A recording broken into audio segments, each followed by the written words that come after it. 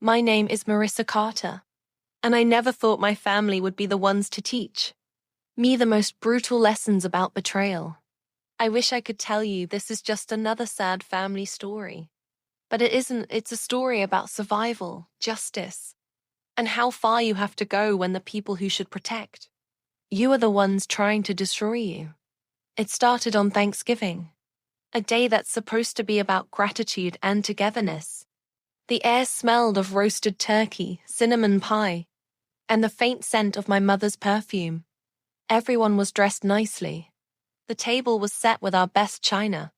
And I remember thinking just for a second that maybe this year would be different. But in my family, peace never lasts. Halfway through dinner, my father put down his fork, leaned back in his chair, and looked straight at me. His voice was sharp, dripping with disdain.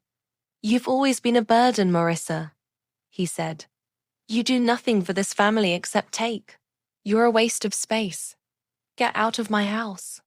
I felt the blood drain from my face.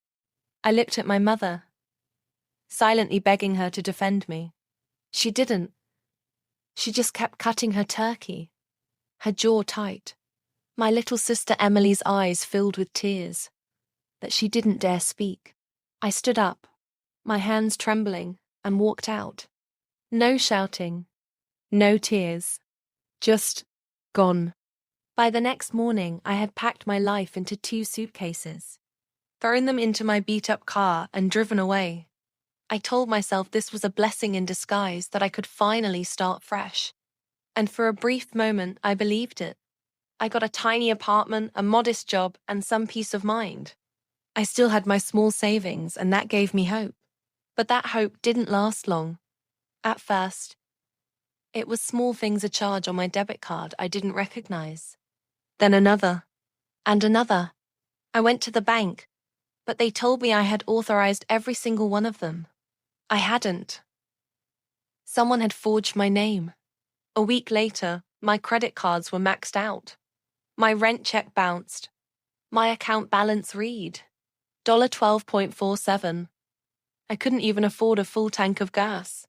It didn't take long to figure out who was behind it: my own parents.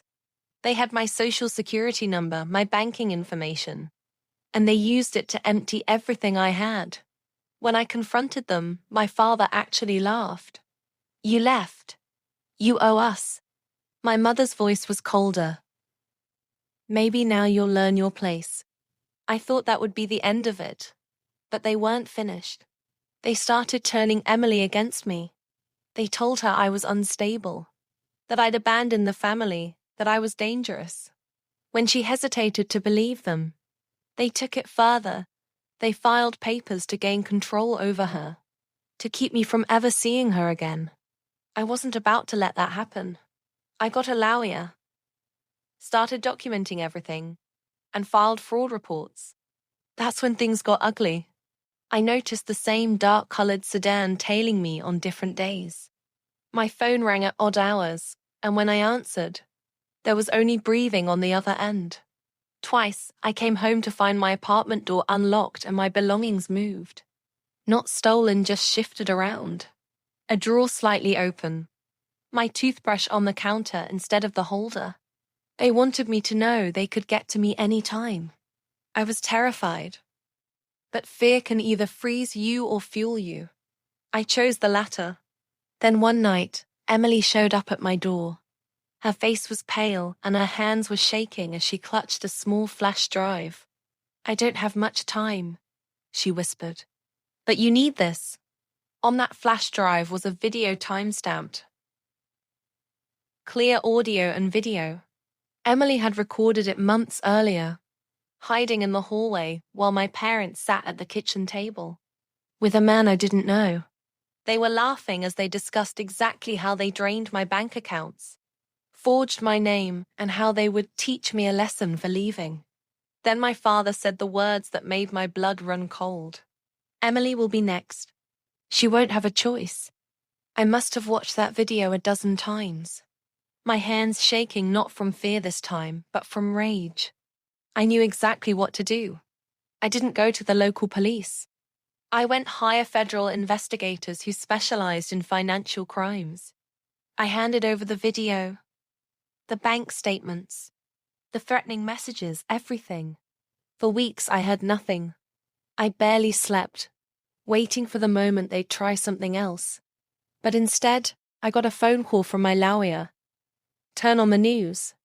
There they were, live footage of my father being led out of his house in handcuffs, his face pale with shock. My mother stood in the doorway, crying not out of guilt, but because the neighbors were watching. The man in the video was arrested too, facing charges for fraud, forgery, and conspiracy. Their accounts were frozen, their property seized. Everything they'd stolen from me was gone from their hands forever. Emily moved in with me after that. The first night she stayed, she smiled for the first time in months. We ate takeout on the floor of my apartment, laughing like sisters should. For the first time in years, I felt safe. I learned something through all of this. Family isn't about blood. It's about loyalty, respect, love. And when anyone, tries to take your life, your dignity, or your safety, you have the right to fight back with everything you've got. Justice wasn't just served. It was delivered in a way they could never escape. If you're watching this, subscribe to my YouTube channel and like this video. Because I want you to know, no matter how powerful your enemies seem, no matter how deep their lies go, the truth is stronger. And the moral of my story: the truth is like fire.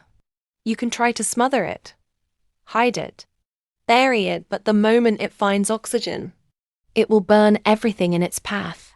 And once it starts burning, there's no going back. They thought they had buried me. What they didn't know is, I was a seed.